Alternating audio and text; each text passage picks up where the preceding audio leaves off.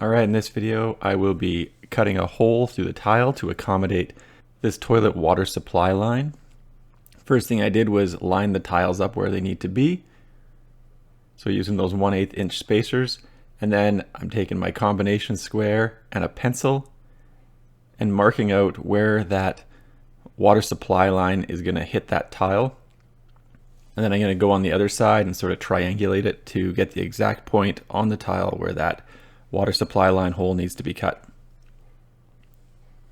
So I got it on the long edge of the tile, now I'll get it on the short edge of the tile. And just like I said, I'm using that 1/8 inch spacer so I know that it's in the correct spot.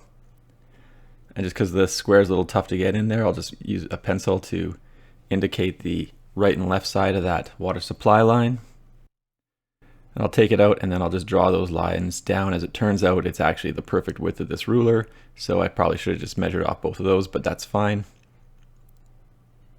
And I'll come up that way, and where those 4 lines intersect is exactly where I want that hole to go, so I want to drill right there. I've already measured the distance from the tap to the pipe on that, and I need a 2-inch hole to cover everything. For this I got a Milwaukee porcelain tile and stone diamond bit and a retractable arbor, and I'm using a DeWalt drill. And it is a hammer drill, but I'm not using it on the hammer setting. So the first thing I did was just put a little bit of a score in the tile with the retractable bit. Just put a little divot in there so it doesn't move around at all. Then with the diamond hole saw on there, sprayed down some water onto the tile, made sure the retractable bit was in the indent that I made, and now I'm just starting to drill. So I got a little bit of a spray bottle with water, just kind of hosing it down a little bit as I go. That way it doesn't put a whole bunch of dust in the air. I'm not using the hammer setting, I'm just using the regular setting.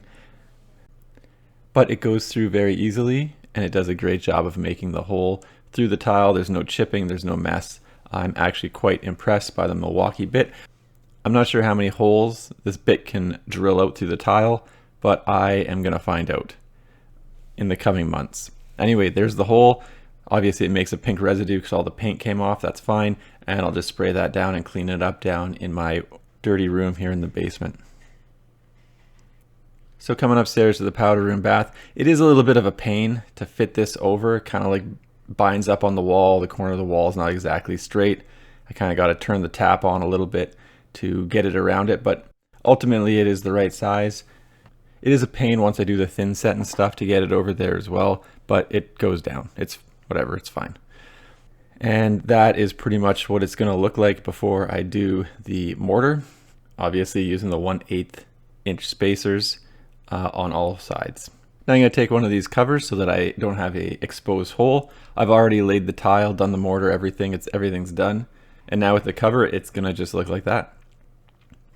So overall, very impressed with the Milwaukee bit. Like I said, I only did 1 hole, but it worked great. And it was very smooth, easy, no cracking, no mess. And it did a good job with the hole. And overall, I'm quite happy with how it looks. Anyway, thanks for checking out the video. Don't forget to like and subscribe.